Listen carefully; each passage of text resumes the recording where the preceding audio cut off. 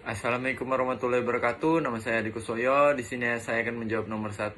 Menurut saya faktor-faktor yang mempengaruhi pemberian kompensasi. 1. Faktor para pekerja menggelar aksi unjuk rasa di depan pengadilan hubungan industrial. Oleh karena itu, Pos Indonesia dinilai banyak melakukan pelanggaran terkait peningkatan kesejahteraan karyawan. 2. Faktor Gilarsi menyebutkan bahwa demo yang dilancarkan oleh karyawan tersebut dapat menyebabkan kredibilitas Pos Indonesia menurun.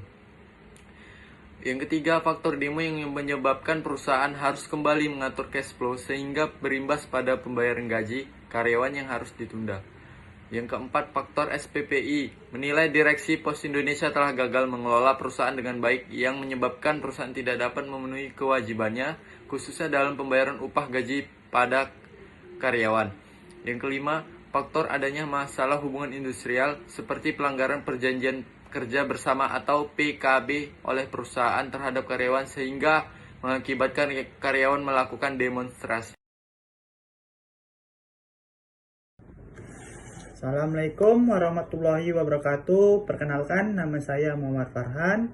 Di sini saya akan menjawab soalan nomor 2 dengan soal bagaimana menurut pendapat Anda tentang perusahaan yang menunda pembayaran gaji karyawannya. Menurut saya atau pendapat saya tentang perusahaan menunda pembayaran gaji karyawan di PT Pos Indonesia adalah seharusnya perusahaan tidak menunda gaji karyawan. Mereka meskipun mereka demo, gaji itu kan hak mereka. Dan kalau mereka tidak mengasih gaji terhadap karyawan, perusahaan sudah melanggar kontrak kerja yang sudah disetujui kedua belah pihak. Dan perusahaan bisa terkena sanksi bahkan hukuman serta melanggar Undang-Undang Ketenagakerjaan nomor 13 tahun 2003 dan Peraturan Pemerintah nomor 78 tahun 2015 tentang pengupahan. Dan bagi karyawan seharusnya sebelum mengapresiasikan pendapat dengan cara demo, ada cara lain yang lebih bagus seperti membicarakan hal terlebih dahulu dengan pihak PT Kantor Pos Indonesia tersebut. Yang kedua adalah jika tidak dapat juga menemukan penyelesaian, lakukan mediasi di mana yang menjadi mediatornya adalah pihak dari suku Dinas Tenaga Kerja dan Transmigrasi setempat. Assalamualaikum warahmatullahi wabarakatuh. Perkenalkan, nama saya M. Amin. Saya dari kelompok PT Pos Indonesia. Ingin menjawab pertanyaan nomor 3, yaitu apa pandangan Anda tentang PT Pos Indonesia yang sekarang sedang mengalami kemunduran kinerja menyusul banyaknya perusahaan telekomunikasi dan perusahaan jasa pengiriman yang juga banyak memberi kemudahan kepada masyarakat. Untuk kemunduran, PT Pos Indonesia tidak peka dengan kemajuan teknologi yang ada dan juga tidak pintar mencari peluang, ruang, maka dari itu mereka ketinggalan. Dan kinerja terlihat dari kepemimpinan yang tepat. Terima kasih. Nama saya Mia Fisnuraudina. Di sini saya akan menjawab soal pertanyaan nomor 4. Selain fungsi kompensasi yang ada pada kasus di atas, tidaknya ada 3 fungsi operasional MSDM yang lain yang muncul pada kasus di atas. Jelaskan pendapat Anda disertai alasan yang rinci. Di sini saya akan menjelaskan fungsi kompensasi terlebih dahulu.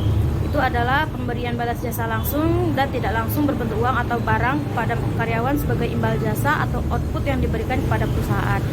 Lalu menurut saya 3 fungsi operasional MSDM pada kasus tersebut adalah: 1. Fungsi pengembangan adalah proses peningkatan keterampilan teknis, teoritis, konseptual, dan moral karyawan melalui pendidikan dan pelatihan. Pendidikan dan pelatihan karyawan yang diberikan harus sesuai dengan kebutuhan pekerjaan masa kini maupun masa depan.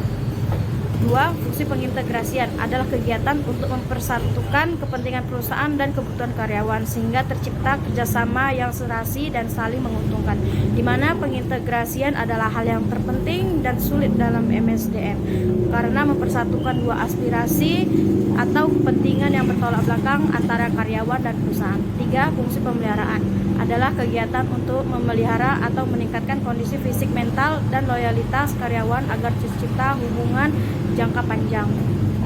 Baiklah, itu sekian jawaban dari saya. Terima kasih.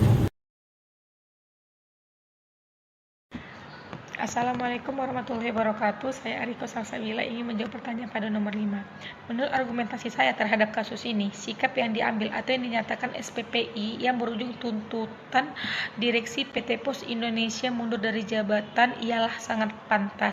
Terkait dengan PT Pos Indonesia yang tidak membayar upah gaji karyawan dan telah melanggar ketentuan yang telah ditetapkan. Oleh karena itu, dampak yang diterima oleh karyawan akibat tidak menerima upah gaji ialah tidak terpenuhinya kebutuhan hidup.